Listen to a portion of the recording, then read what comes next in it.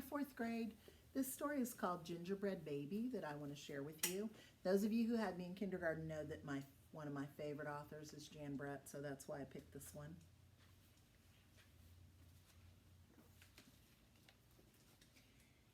It was cold outside and warm inside.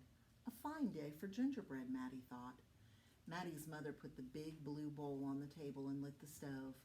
Maddie took down a worn-looking cookbook with old-fashioned writing on the cover. He opened it up to the page that said, Gingerbread Boy.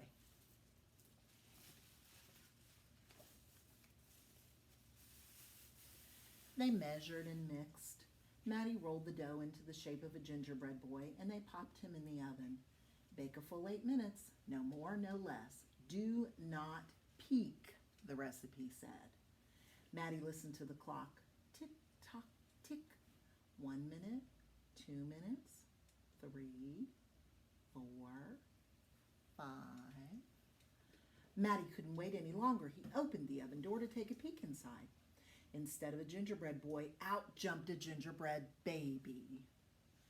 He pranced around the big blue bowl. I'm the gingerbread baby, fresh from the pan. If you want me, catch me if you can.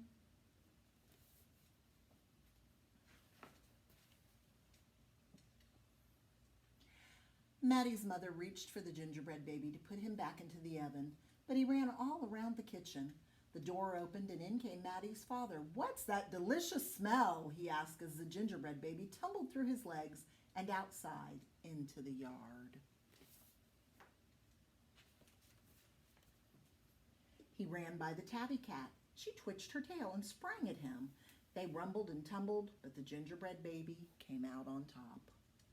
He ran toward the garden wall. The dog caught a whiff of tasty ginger and sniffed along behind him. But the gingerbread baby was halfway up when the dog caught up. He barked and barked as the gingerbread baby climbed over the wall. Maddie was still inside. He heard his mother and father yelling. He heard a cat meowing and a dog barking. And he heard the gingerbread boy shouting, catch me if you can. Maddie opened up the worn-looking cookbook for the second time. Meanwhile, the gingerbread baby wheeled on down the path and into the barn. The goats looked up as he somersaulted across their backs. The last one tried to catch him, but the gingerbread baby was too fast. Martha and Madeline were standing by the well when the gingerbread baby stopped to take a drink. They looked at each other and winked. Martha started to talk to him while Madeline tiptoed up behind him with the bucket.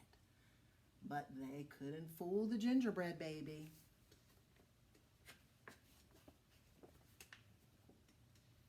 He took a braid from Martha and a braid from Madeline and tied them in a knot and ran down the road. Back at the house, Maddie stirred, mixed, and rolled the dough. He shaped it, put it in a pan and into the oven. Tick, tock, tick, 8 long minutes. This time he didn't peek. I will catch him if I can, Maddie said to himself. As he was bouncing along, the gingerbread baby saw a farm wagon just ahead. He jumped in and settled down for the ride next to a mama pig. The smell of gingerbread was too much for her. She tossed him high in the air, closed her eyes, and opened her mouth. But the gingerbread baby twisted in the air and came down hard on her porky snout.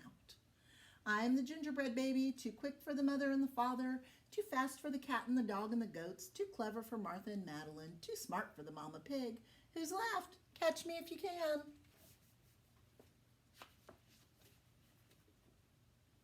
Feeling smug, the gingerbread baby strolled along by himself until he came to a bridge that crossed over to the village.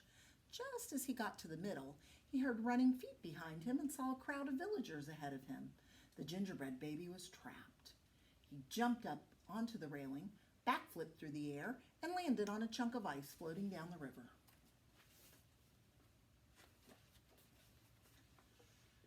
The ice bobbed along with the gingerbread baby dancing on top and singing in a loud voice, look at me and what do you see, the best gingerbread baby ever, until his feet got cold and he jumped ashore. Who was that watching from the trees? It was the fox. He crept up behind the gingerbread baby, ready to eat him. But the fox couldn't help himself, and he licked his chops. Smack, smack. The gingerbread baby heard him and ran as fast as he could. Just when the fox was catching up, the gingerbread baby saw the milk and cheese man with his can of milk. The perfect hiding place, he thought. He lifted the lid and lowered himself inside. He was so pleased that he sang at the top of his gingerbread voice, "Ha ha, hee hee, you'll never find me. I'm the gingerbread baby. Catch me if you can." The milk and cheese man heard the gingerbread baby's voice. "Who is meddling with my milk?" he shouted and lifted the lid. But the gingerbread baby was ready. He jumped up and tweaked his nose. Now the milk and cheese man, the fox, the villagers, the mama pig, Martha and Madeline, the bleating goats, the barking dogs, the meowing cat, the father and the mother were all after the gingerbread baby and getting closer. And he knew it. The brash baby was not as peppy and proud as he had been.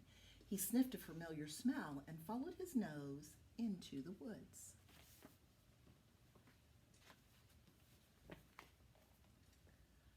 He couldn't believe what he saw. There, in the middle of a clearing, was a gingerbread house, frosted with sugar, covered with candy, and doors with peppermint handles wide open. The gingerbread baby clapped his hands with glee and ran inside.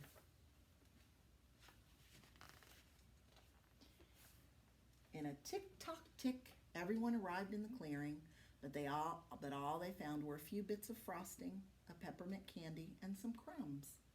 The father exclaimed, "The gingerbread baby has finally met his match." "I wonder who it was," the mother said. "Let's go home and tell Maddie."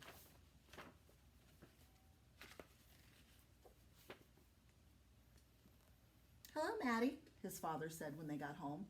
"We never did catch the gingerbread baby. All we found were some crumbs in the snow." "I see you've been busy," his mother said, looking at the gingerbread house Maddie was holding. "Too bad we never caught that gingerbread baby." "Too bad," said Maddie.